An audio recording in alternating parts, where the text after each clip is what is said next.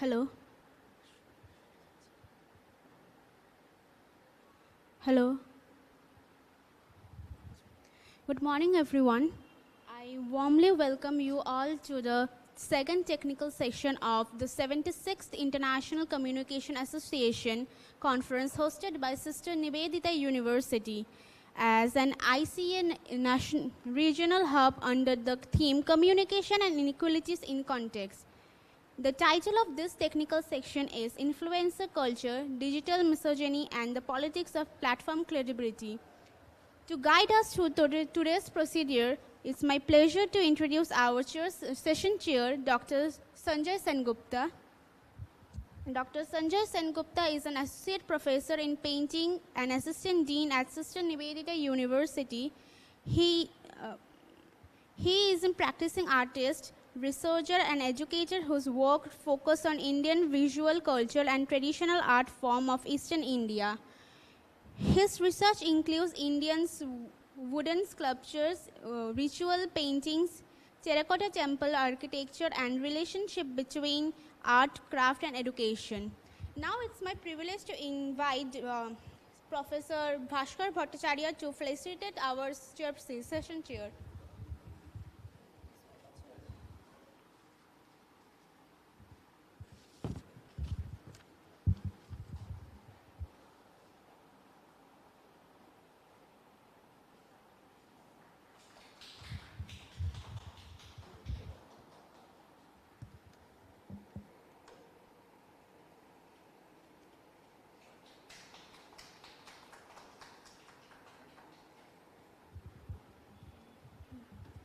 Without any further delay, I would now invite our session chair, Dr. Sanjay Sengupta, to take over the proceeding and begin the session.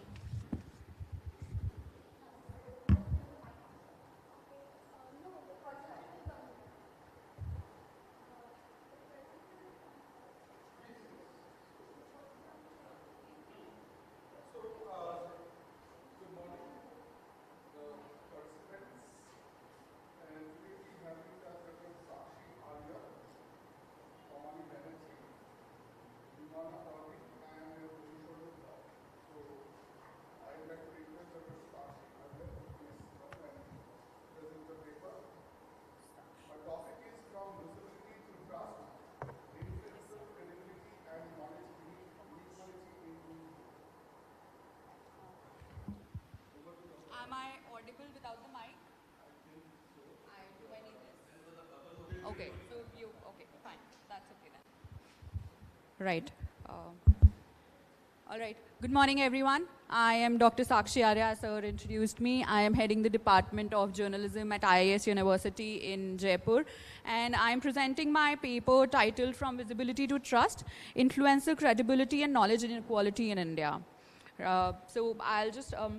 So this study actually explores how influencers have become a credible source of information, how credibility is constructed in today's platform-driven media that we have, right? So just a little context and background. Social media platforms have become a primary source of information, and opinions for the youth today. And they function, the influencers, the social media influencers function as opinion leaders, right?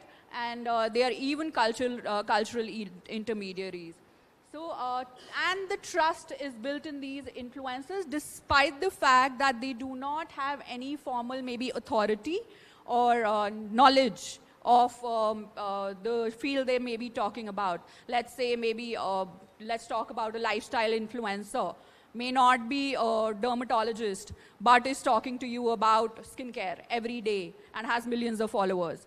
So no traditional authority is given there, right? And platform algorithms have become a key factor here because they drive the visibility of these influencers. Plus, this repeated exposure leads to this parasocial relationship building. The parasocial relationship that we had in traditional forms of media between the celebrity, now that happens with the social media influencers. They are the celebrities today, and it is even stronger because there is an everyday interaction with these influencers. So this raises an important question about communication inequality and how knowledge is formed in these digital environments. So this credibility, is it actually earned through expertise, or is it just a matter of how visible you are? So as I said, from expertise to visibility, this is the new question that we have. And I've already explained that traditionally credibility was associated with expertise, any kind of authority, any kind of knowledge that you would have of your field. But in digital environments, it's completely different. There are no formal credentials required. You just need to be an influencer, and you get a lot of followers. And visibility may obviously be playing a very big role here. So this here is the traditional model where expertise, credibility, and trust was built. But for the platform model, it is visibility, then familiarity builds because of that visibility, then that familiarity leads to credibility, and that trust building happens. So for this study, I reviewed different studies, approximately 20 plus, and what I realized was that there is influencer credibility and trustworthiness studies. There's purchase intention, marketing. There were a lot of marketing studies, how influencers and people are influencing marketing decisions, buying behaviors. But there was very little, very limited research available on how it is shaping communication outcomes. So that is where I am trying to look at the study that I've conducted here, and how broader communication divides and knowledge inequality happens in today's platform-driven environments. Okay, right. So the overarching aim of my research was to actually understand how influencer credibility emerges through this process of visibility, audience engagement, and platform power. And these here, right here, are the three specific objectives of the study, and consequently the research questions of this study. How do youth perceive the credibility of social media influencers? What role does platform visibility play in shaping this credibility? And how do influencer-driven information practices contribute to communication divides, especially among the youth? So, theoretical framework, my study has, I have integrated the concepts of three of these very known theoretical works. One is the cultural capital work of Bourdieu, and then platform power and algorithmic authority, and the parasocial relationship theory. So together, they have, through this, I've tried to explain how that credibility and visibility and that trust building happens.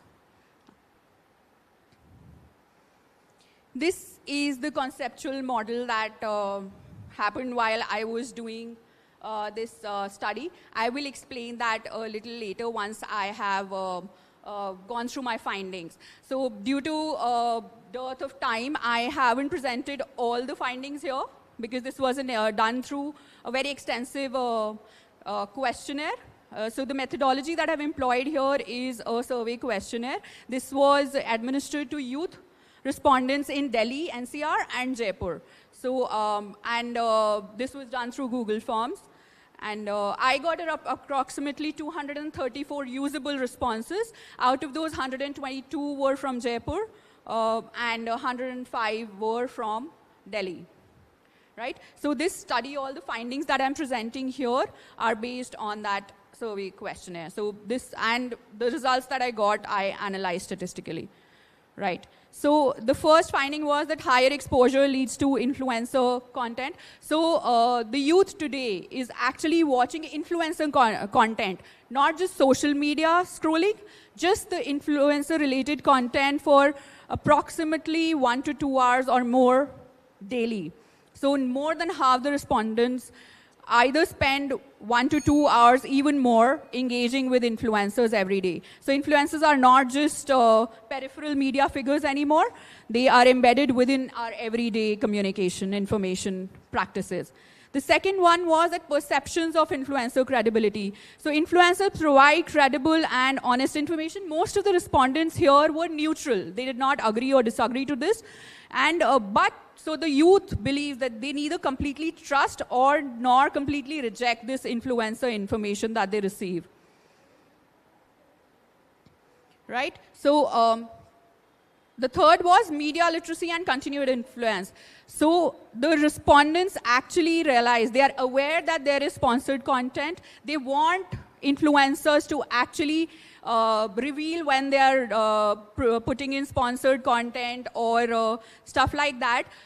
They are aware that it happens. They usually see the disclosures and everything. But despite that fact, they still go and either buy or that content influences their behavior.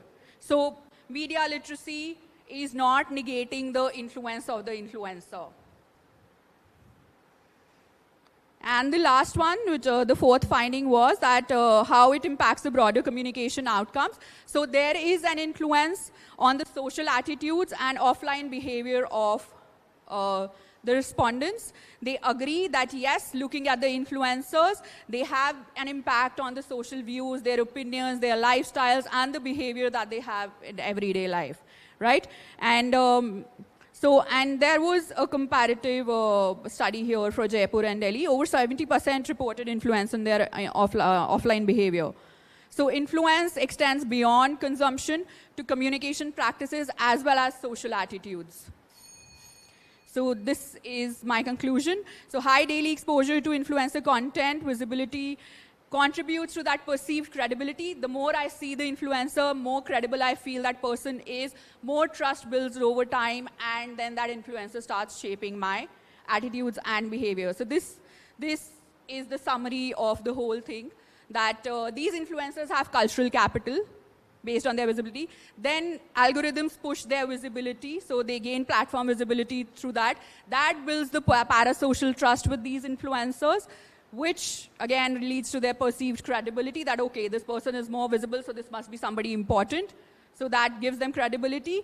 Then we start watching them more and more, and information dependence happens, and then they eventually affect our communication outcomes. So that's about it. This is just summing up whatever I've explained. Communication divides in digital environments are no longer just limited to access, which was in the traditional sense. It actually builds on unequal visibility and trust information that we have. Thank you so much, everyone.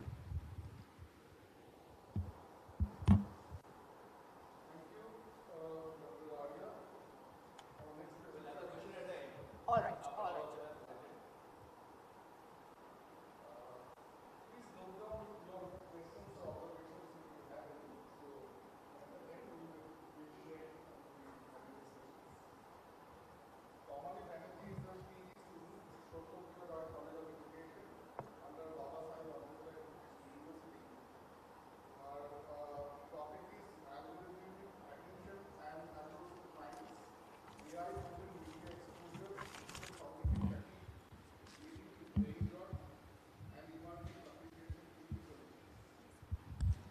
Good morning, everyone.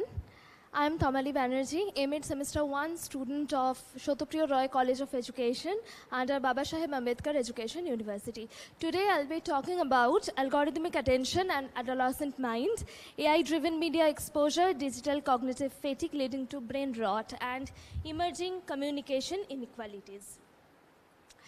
As we know that excessive watering causes a sapling rotting, similarly overexpansion of technology causes the brain to rot. Highlighting this concern, Oxford University Press has announced the word brain rot as Oxford's Word of the Year 2024. The term can be defined as the degradation of mental and intellectual state of a person due to overuse of the digital devices. Let me start with the problem. Nowadays, AI-driven media exposure is growing very fast. It's not just showcasing or showing the content, but it also shaping how we think and engage. So this study tries to examine how digital environments are reshaping the attention and also the cognition between mostly among the adolescent minds. These are the objectives of the study, and the main research question is, how does digital media exposure influence cognition, attention, and communication among the students?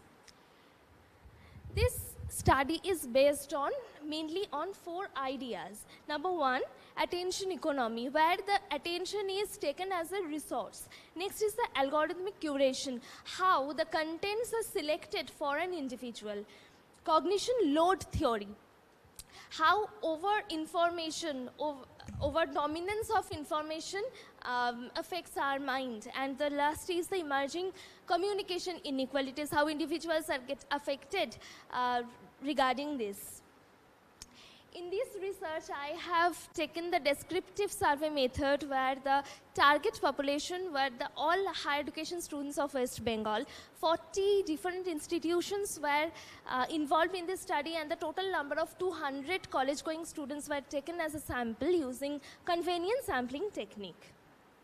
Now I'm directly moving on to the part of key findings. The data shows that a remarkable percentage of the students used to use digital devices more than 8 hours a day, apart from their necessary requirements. So here the alarming part is, and mostly the most watched contents are the shorts and the reels. Here the most alarming part is the dominance of instant gratification and instant rewarding.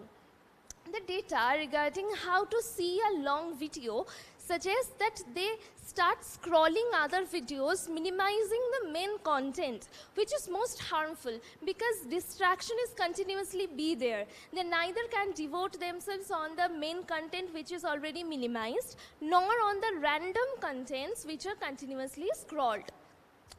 The AI-driven media exposure and the AI dependency also noticed among the students, which abruptly destroys their critical thinking and independent writing ability.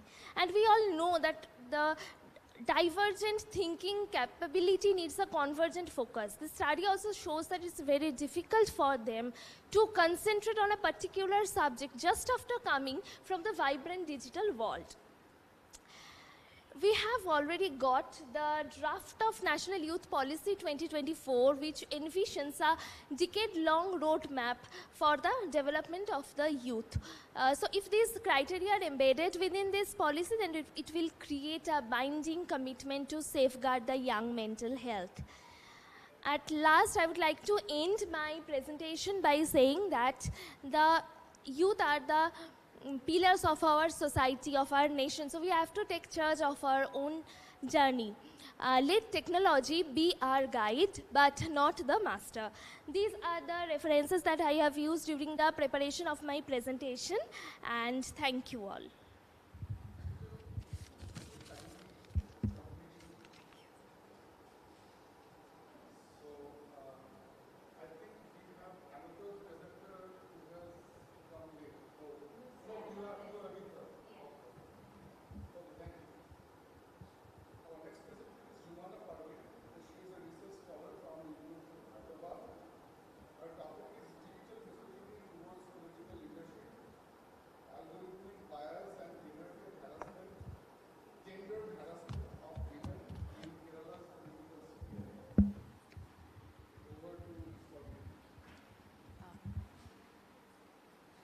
So, good morning everyone. I'm Jumana Parveen. I'm a research scholar in University of Hyderabad.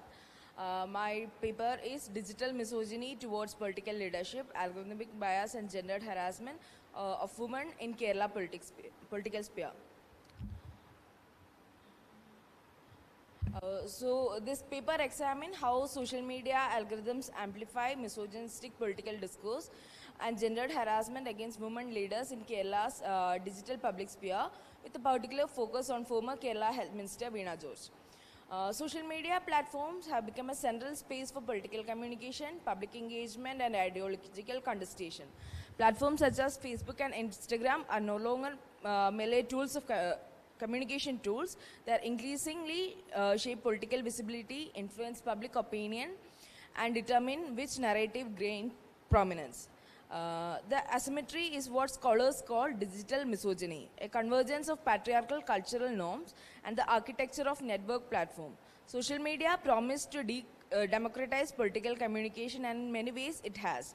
But for women who enter political life, these platforms have also become arenas of sustained, organized and deeply gendered hostility. The same technology that enables participation also enables a new forms of political violence that one targets what a woman does but what she is. So the context of this the context of the background of the study, the case centers of the research is the former Kerala Health Minister Veena George. She is a CPM legislator, former journalist, and one of Kerala's most publicly recognized political figures. Since assuming office in 2021, she has also become one of the most relentlessly targeted women leaders in Kerala's digital political history. Facebook and Instagram are dominant space of political discourse in Kerala. This is where controversies are framed, where narratives are built, and where public opinion is shaped before traditional media even catches up. And what we observe consistently on this platform is a very specific pattern. Within hours of any controversy related with the health department, coordinated hashtag campaigns, memes, and attacks spread. And this crucially, those attacks do not stay on policy, they migrate almost immediately to the personal and on a gendered level. Now, here is what makes her case particularly significant for this research is Veena George is not targeted simply because she is a woman. She is targeted because she is a left woman, a CPM legislator in a deeply polarized political landscape. Her identity as a both woman and a left legislator creates compound vulnerability that opposition actors deliberately exploit. This brings to the core problem this paper addresses. Platform algorithms on Facebook and Instagram are designed to maximize engagement. They prioritize content that generates strong emotional reactions. And gendered attacks on women politicians reliably generate exactly those reactions. And they shared in mockery, commented upon in outrage, reacted with a strong emotion. The structural result is an engagement advantage for misogynistic content. Opposition actors understand it and they exploit it, using organized hashtag campaigns and coordinating misinformation to systematically discredit women leaders. The algorithmic feedback loop then does the rest. The cumulative effect is the persistent gendered attacks redefine these women leaders not by their governance upon but their harassment directed at them. Their political legitimacy is undermined not by policy debate but by platforms logic. So the study pursues 4 objectives. First, to examine how algorithmic systems on Facebook and Instagram may amplify misogynistic and gendered content targeting women political leaders. Second, to identify the patterns, actors, and discursive strategies deployed in a digital attack against women in Kerala's political sphere. Third is to analyze the asymmetries in the promotion of the misinformation between left-governed women leaders and their political opponents. And fourth is to contribute to the discussions of algorithmic fairness, platform governance, and the feminist critique of digital political communication. This objective translates to these research questions. The first is how platform algorithms amplify gendered and misogynistic content targeting former Kerala Health Minister Veena George. The second is what is the dominant discursive strategies and the attack on the left political leaders and how they differ from attacks on male counterparts. And the third as whether this extend this weaponization of digital misogyny is politically organized and what role opposition party actors play in initiating and sustaining such campaigns. Together, these 3 questions allow us to examine the infrastructure, the language, and the human actors behind this phenomenon simultaneously. So the theoretical framework and the literature insights that I have for this study is first is on digital misogyny and political women. So it has been established that women politicians receive significantly more abusive messages than their male counterparts. This is that this harassment constitutes a distinct category of violence targeting gendered identity rather than policy. And Noble's work on algorithmic oppression shows that the algorithmic system encode historical bias rather than neutrally disturbing content. And it is also explained why emotional, divisive, and identity targeting content achieves structural advantage of engagement-driven platform. The third is on the feminist political communication. Fraser established that the public sphere is a gendered space with patriarchal norm. Bandweiser's concept of popular misogyny captures how denigration of women has become culturally visible and shareable. And Deviga's research on Kerala specifically at this crucial local insight and the progressive rhetoric persistent patriarchal practice. And the methodology that I have used for this study is a critical discourse analysis. And the analytical categories that mainly are the policy criticism, gendered attacks, and misinformation. The research focused on Facebook and Instagram content related to former Kerala Health Minister during politically sensitive events involving Kerala's health administration. That includes social media posts, comments, hashtag, memes, etc. The key findings of this study are the first is a gendered and identity-based attack achieves significantly higher engagement than policy criticism. The algorithms rewards them not because it understands their ideological intent, but because they generate the emotional intensity that its logic prioritizes. Second is the amplification speed. Content trends within hours of a controversy. This is not a pace of the organic public reaction, but it's the pace of a coordinated initiation. And third is the high engagement attacks frequently originate from identified politically aligned account. This confirms that what we are observing is not random misogyny, it is an organized political strategy. Misogyny deployed deliberately as women against a left-wing woman leader. The findings indicate that criticism directed at women leaders frequently shift from administrative critique to personal delegitimization. So algorithms here function not merely as technological tools, but as visibility structures that shape political discourse. So to conclude, this paper argues that digital misogyny against women political leaders cannot be understood solely as an individual act of online abuse. Rather, such hostility is structurally intensified through platform architectures that prioritize virality, outrage, and engagement. In Kerala's digital political sphere, women leaders continue to encounter gendered political violence.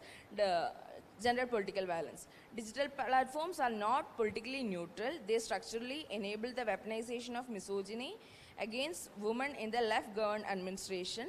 The algorithm does not take sides consciously, but its design decisions have political consequences. So this study ultimately argues that marginalization of women in politics is no longer shaped only by political actors, but also invisible algorithmic systems that determine whose voices become visible. Thank you.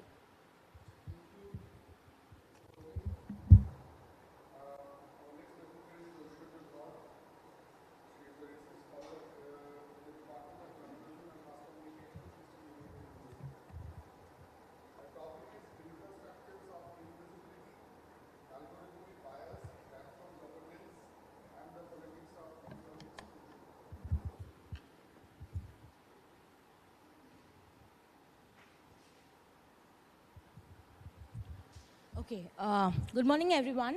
My name is Oishorja Dhar and currently I am pursuing PhD in Nivedita University.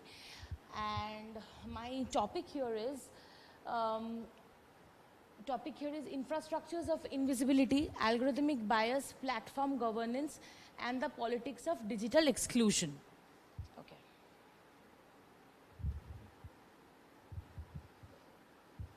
Okay, so this research examines how digital platforms are not merely communication tools, but political infrastructures that determine whose voices become visible and whose voices we can just ignore.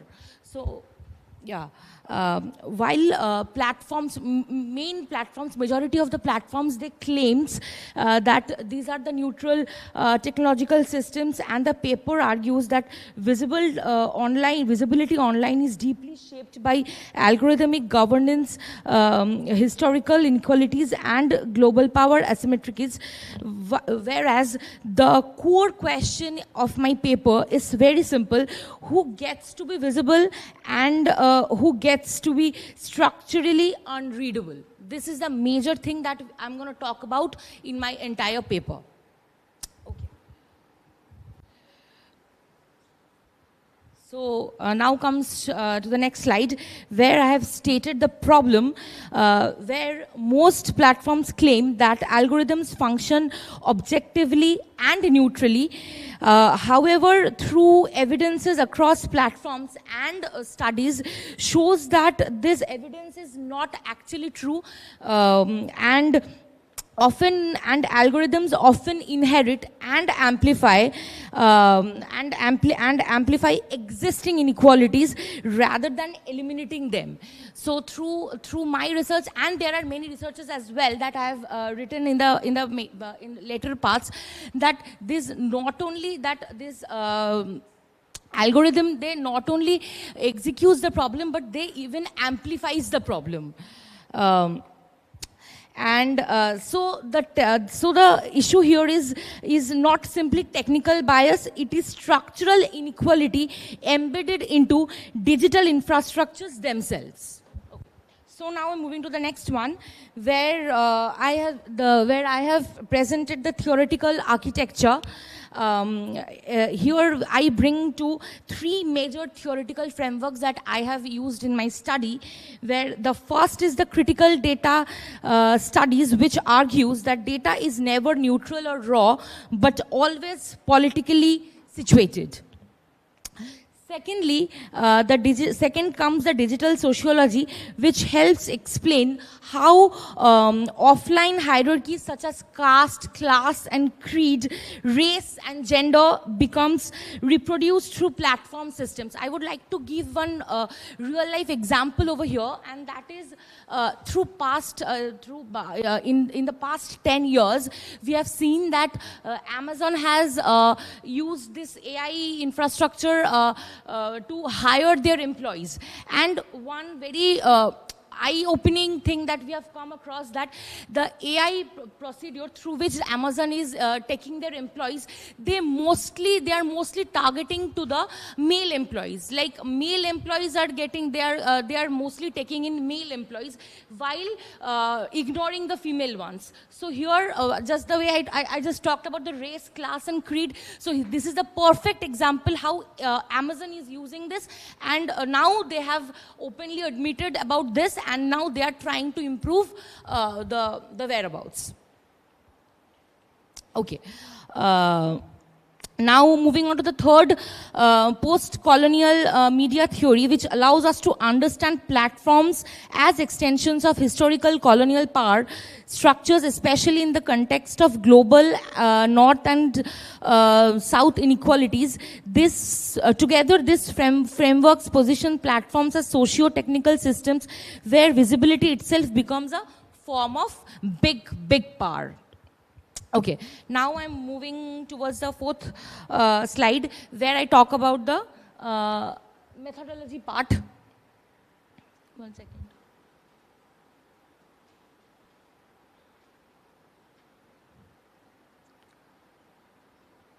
Okay.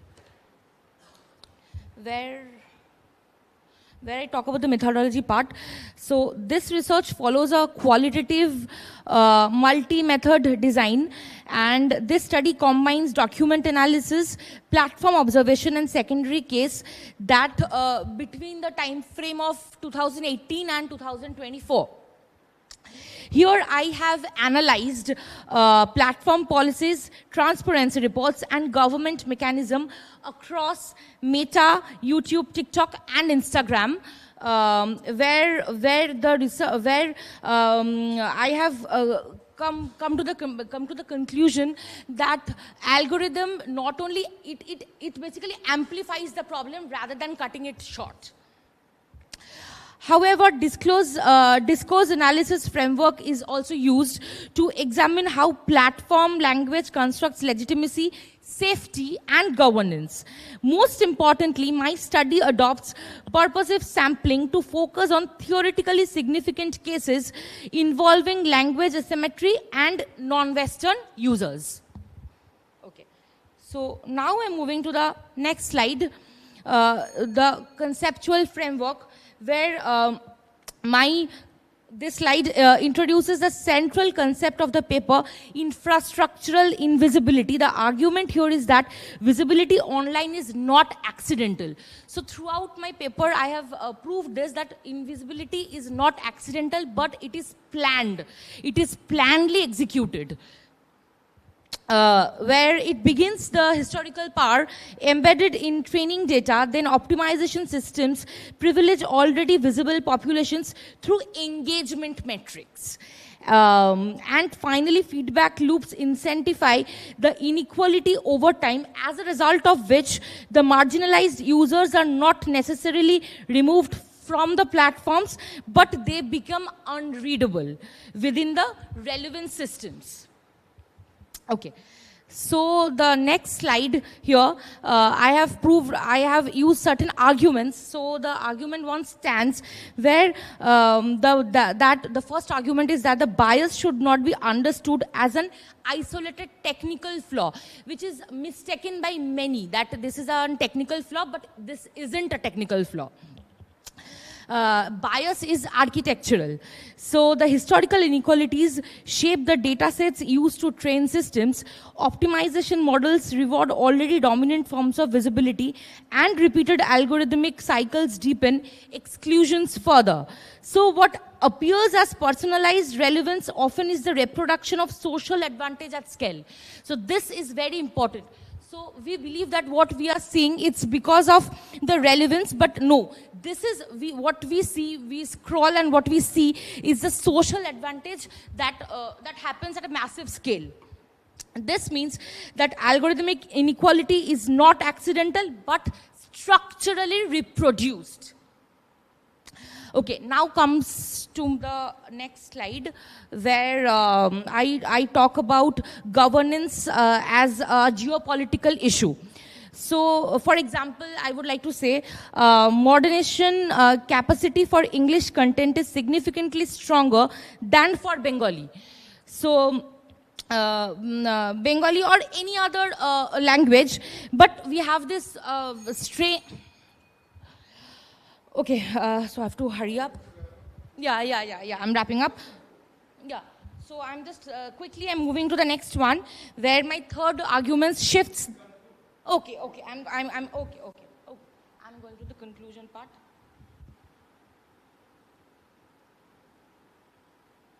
Okay. So to conclude, digital platforms must be understood as a political infrastructures rather than neutral communication spaces. Algorithmic invisibility is not simply, as I have said earlier, it is not a technical issue, but it is a political condition shaped through governance, optimization, and unequal infrastructures. Therefore, digital justice cannot stop at questions of access alone. It must address the deeper infrastructures that organize visibility, legitimacy, and participation online, because increasingly the politics of visibility is also the politics of existence itself. Thank you. And nextly, there were certain bibliography that I have used in my paper. Thank you.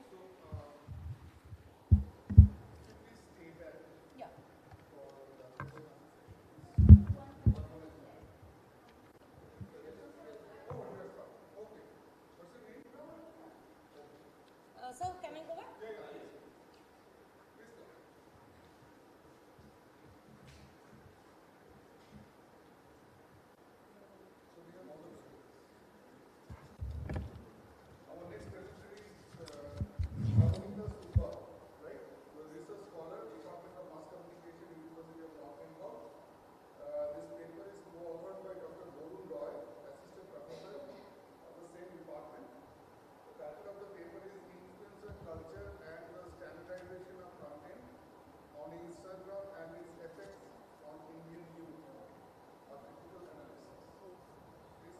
Good morning to one and all present here.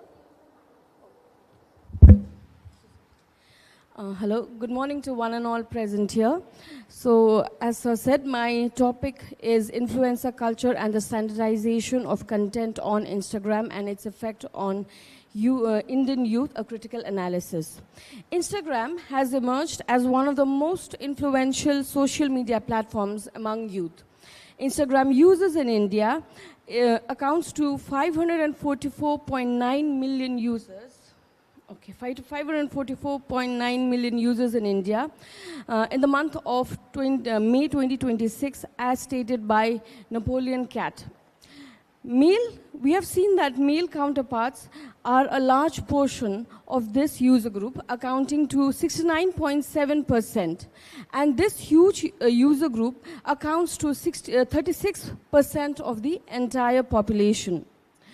People aged between 25 to 34 were the largest age group in terms of the user base, that is nearly 210 million. As stated by Economic Times in their report, Indian creators' economy is estimated to be valued around 3,000 to 3,500 crore by 2025, and we're supposed to reach 4,500 to 5,000 crore by 2027.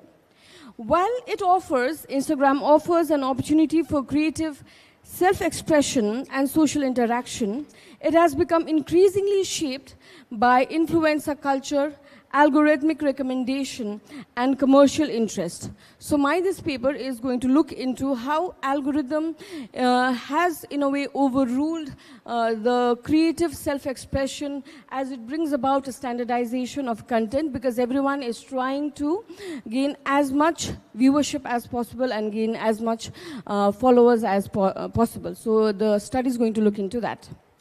So diversity of expression, because of algorithm and monetization, may tend to narrow. The statement of the problem is standardization of influencer content on Instagram produces content homogeneity through algorithmic pressure and platform capitalization, enabling homogeneous representation of lifestyle, beauty ideas, and success, limiting the diversity of identities and modes of self-expression available to the Indian youth. Psychological and cultural consequences are also there. Therefore, the homogenization fuels cultural comparison, unrealistic beauty standards, and curated body images, reshaping self-perception, aspirations, as well as well-being within the digital society and consumer culture. According to this, the research objectives that I've come up with are to critically investigate how algorithmic logic, monetization incentives, and brand sponsorships requirements shape influencer content creation, leading to standardization and homogenization of content.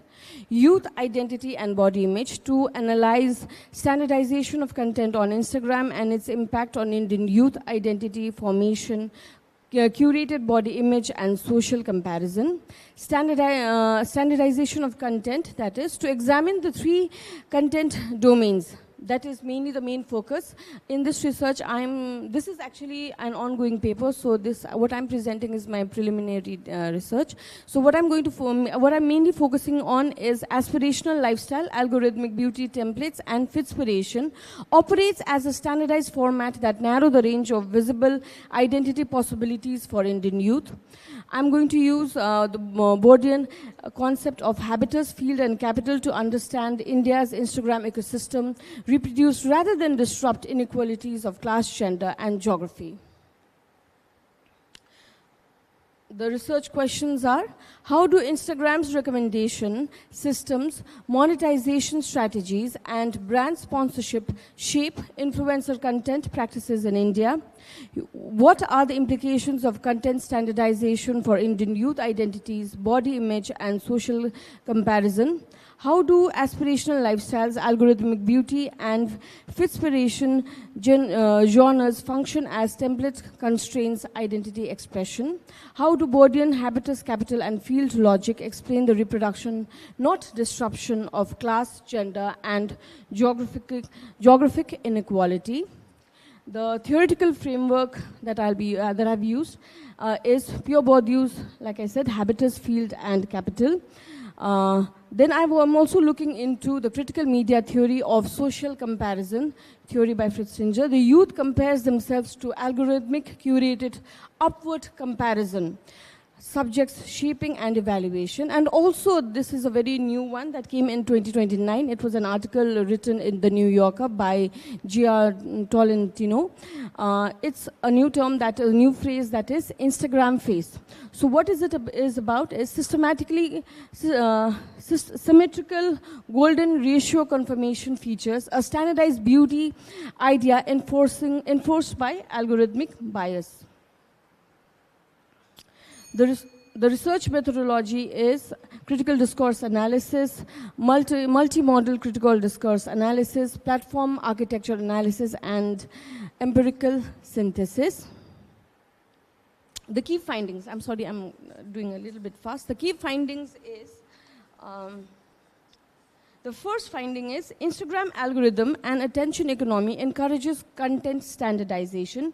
Since engagement determines visibility, creator often imitates popular formats and trends. So what I'm going to do in this and what I've done in this research is I'm looking into the mega influencers, the macro influencers, the nano influencers as well, and how the nano influencers and macro influencers are actually imitating what the mega influencers are doing, because that is what is actually trending on Instagram, and that is what the algorithm will give them more viewership, will show their content in to larger user base, and therefore helps them to monetize as well in terms of brand sponsorship.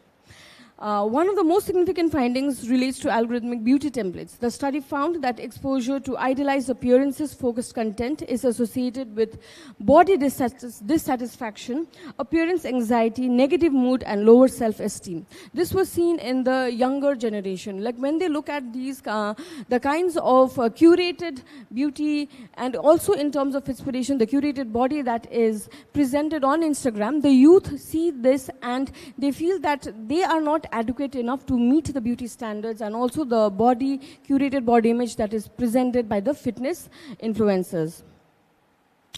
I have looked into Ferrovantes and colleagues' paper as well as Tigerman's, and what Tigerman and Statler found is that the content encourages an internalization of unrealistic beauty standards, and also Dhiman has highlighted that the links to lower self-esteem and eating disorder because they want to reach the beauty standards that is presented on Instagram. Okay. Fitspiration, like I said, Fitspiration content often presents itself as promoting health and fitness, while health-related content is motivational and also promotes healthy habits and physical activity. But excessive exposure and often creates a pressure to achieve unrealistic body standards. This frequently has been seen that it leads to a feeling of guilt, dissatisfaction, and self-objectification in the youth. Another important finding is also in terms of social comparison, how the influencers present their lifestyle on Instagram. Due to this, the youth feels that they are not really leading a good life, and they also want to achieve the kind of lifestyle which in many instances is found to be unrealistic. How that also affects the youth. Influencers frequently present themselves, their idealized lifestyles, luxury consumption, and carefully curated representation of success. Young users compare themselves with these representation, which can lead to unrealistic expectation, lower self-esteem, and dissatisfaction with their lives. As a result, higher Instagram exposure is also associated with low self-esteem, unrealistic expectation, and feeling of inequality. Okay, yes, sir. So the existing studies, like I said, have already presented that, but the main discussions is Instagram's algorithm and attention economy promotes content standardization, encouraging creator to replicate popular trends. Beauty and inspiration content promotes unrealistic body ideas and increase of dissatisfaction. Influencer lifestyle encourages social comparison and shapes of youth aspirations. Attention function as capital, that is the main thing that they want to get maximum attention from the viewers. Gives greater visibility to creators with more resource, because the better camera that they use, the better editing tool, the better team that they have, the better the video and the reels are going to be. And likewise, we as consumers, the youth mainly as consumers, tend to be gravitated towards such kind of videos. And therefore, there's also, what I'm further going to look into, like I said, this is my preliminary research, is also in terms of class and gender, how it also affects in terms, to create that kind of standardization, and also in terms of youth, how are they being affected. Thank you, sir.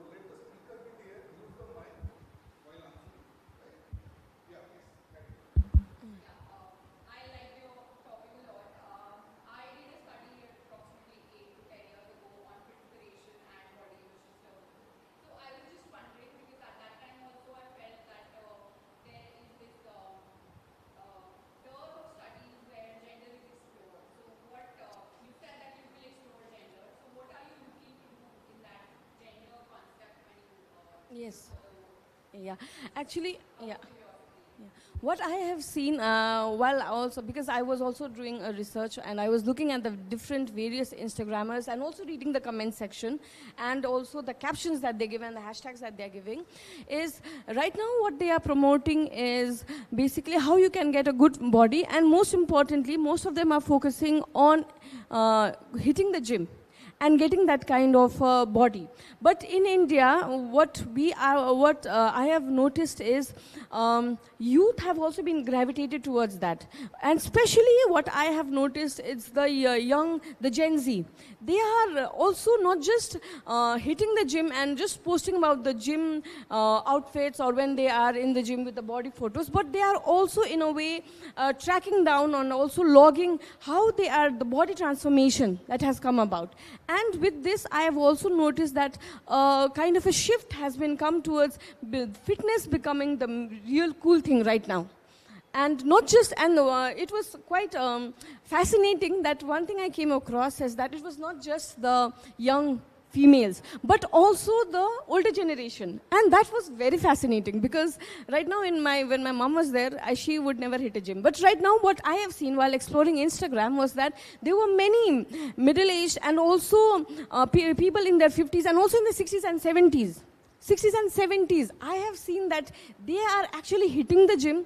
They are, in a way, lifting those dumbbells and all, and they are posting about it. It is not just the gym trainer who's posting it, but they themselves are also posting it, and that is being able to bring about a positive change in how they view their body. So in terms of female body, what I also seen was that many females, many after giving birth and others later on in their life, they were not quite happy. It was always seen to be that few of the ones that I've said, so I've not really put it out here, but this is what, I'm just saying it from what I had explored. So what I had explored was a few of them, what they did was, they never thought about hitting a gym or getting that kind of a body because it was always restricted towards the males. It was always, from the akhada to all this thing, it was always restricted to the males.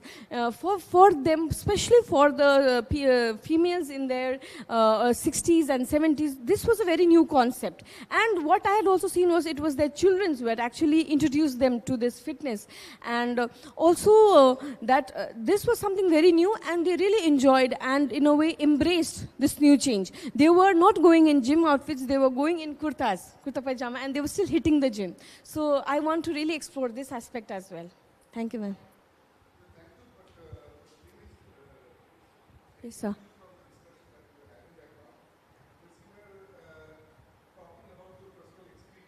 Yeah. No, I have also, in a way, documented some of it, but I really did not put it here.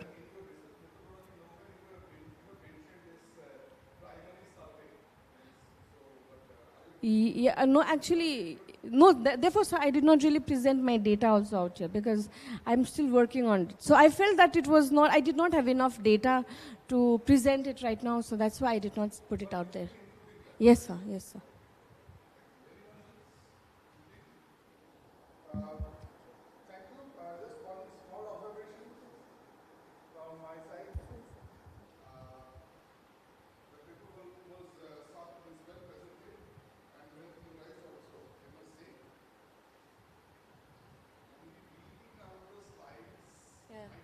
Yes, sir.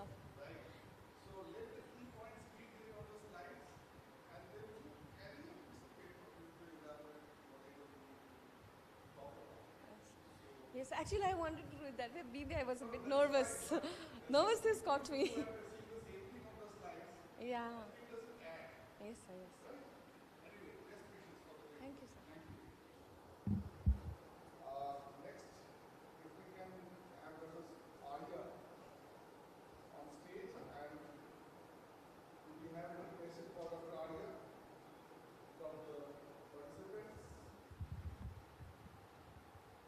Anybody wants to ask anything? Yes, please, sir.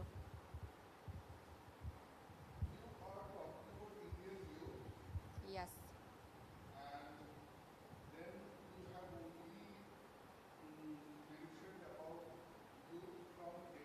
Delhi and Jaipur, yes, that there is a slight discrepancy between the title and the set that I've taken. So that was in the limitations, but due to a dearth of time, I could not put it up here.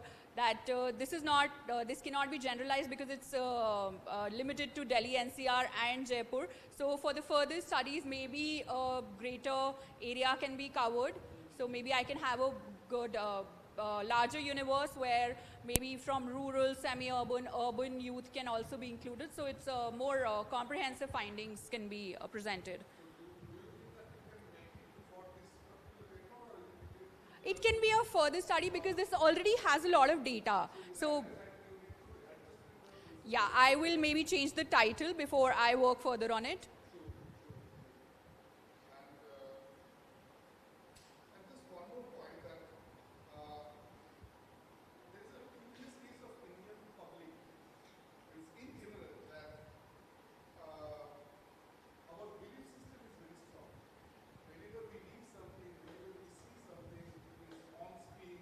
Right.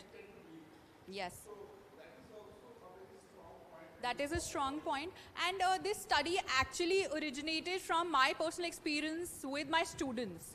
So at a certain age where I have seen that phase where social media was not that popular and it is so popular right now. Even I look at influencers online, but I do not have this tendency of believing them. So I'll go click on that influencer's profile, see who this person is, what their profession is, do they have any kind of authority to actually be talking about this kind of stuff. But my student, yeah, and my life experience also. But my students do not do that. अरे ma'am आपने देखा वो उस दिन उसका नया reel आया they're doing this मैंने कहा अरे पहले just go check what they are talking about. But no, they're happy just believing and adopting what. So अरे मैम न्यूज़ में ऐसा उसने मीडिया सोशल मीडिया पे पोस्ट किया था अरे ये तो मैंने कहा अरे verify that information first. So that from that this study actually stemmed.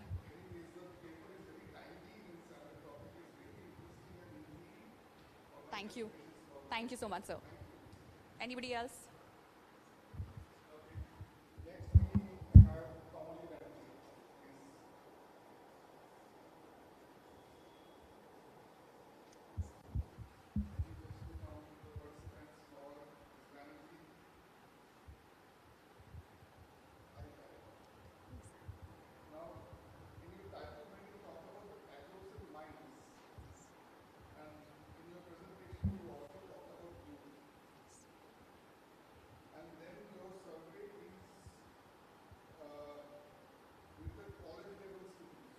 Yes, sir. Especially undergrad students.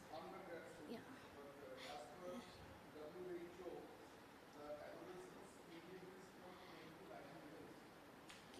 Yes, sir. Actually, the data was collecting. The aging is from 16 to 21, around 16 to 21. And this paper was analyzed from the data. Yeah. Yes, sir. Yes, sir. Okay, okay. Okay, sure, sir.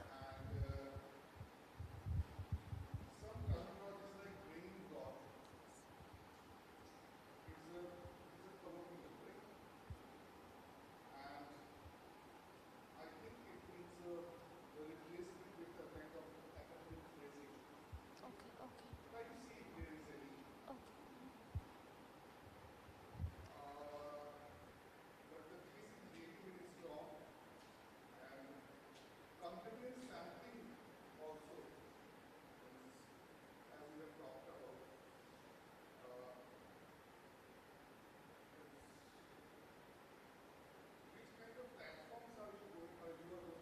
It was online platform, Google Form was distributed.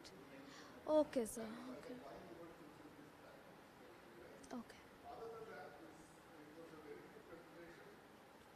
Thank you, sir. Thank you so much.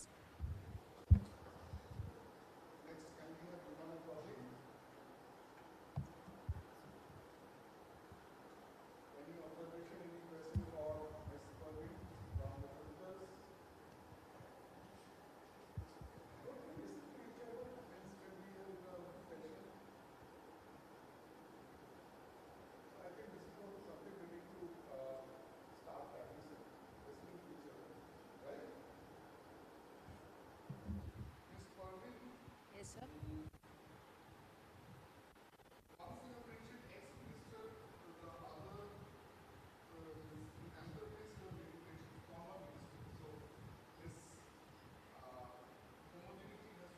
Yes, sir.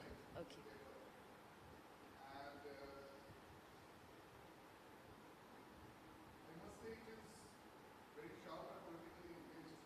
Thank you, sir.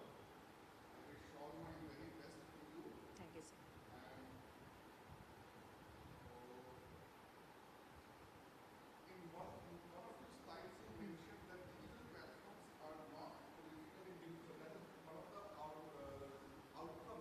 Yeah, yeah.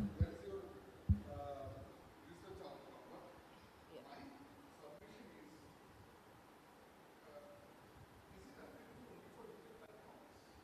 Sorry, sorry, sir.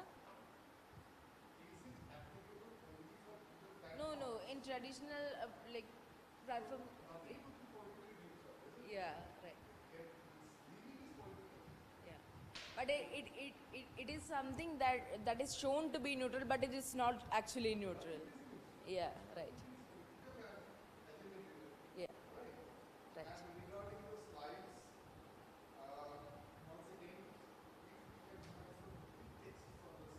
Yeah. Okay. Okay. Yeah. Sure, sir.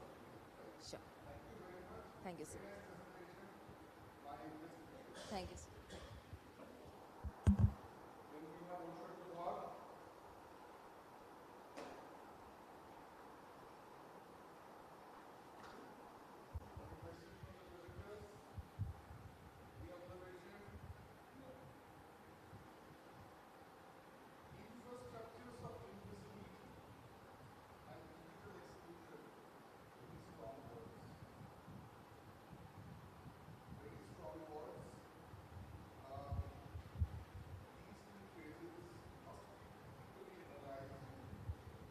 Okay, sir.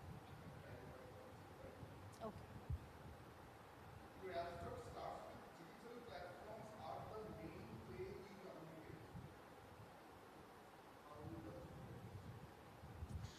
Because currently this is what situation we are into. Any information that we get, we try to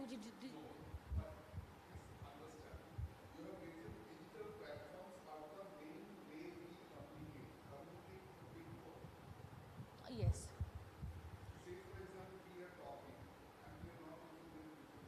Yes.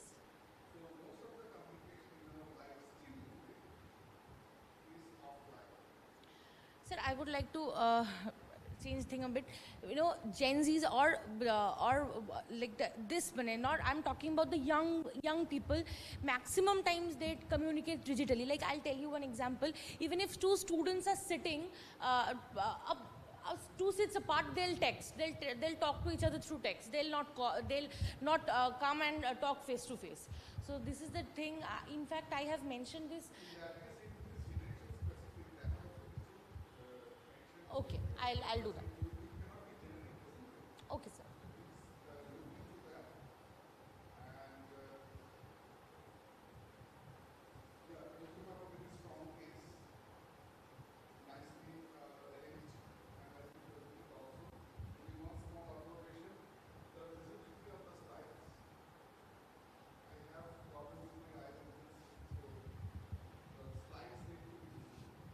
Okay.